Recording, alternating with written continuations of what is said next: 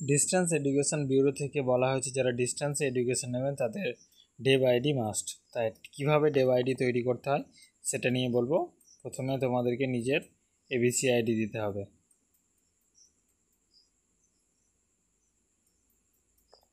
আর ডেব আইডির জন্য প্রথমে আমরা গেট ডিআইবি লিখে ডেব আইডি লিখে সার্চ করলেই প্রথম লিঙ্কটাতে দেখিয়ে দিলাম, সেটাতে ক্লিক করে এন্টার এবিসি আইডি টিপতে হবে।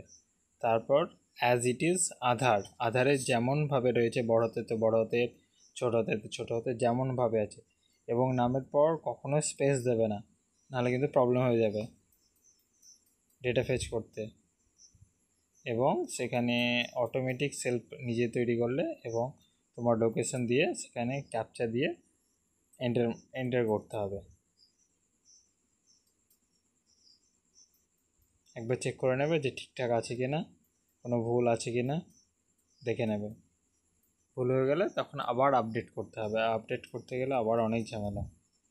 প্রসেসিং এখানে দেখাচ্ছে নট ইয়েট ক্রিয়েটেড। তারপর আবার তোমার মেল আইডি যেমনভাবে লিখো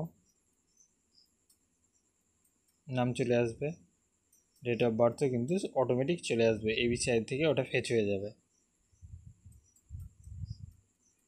ইমেল আইডি এবং মোবাইল নাম্বারের পর কোনো স্পেস দেবে না, এগ্রি করে সাবমিট।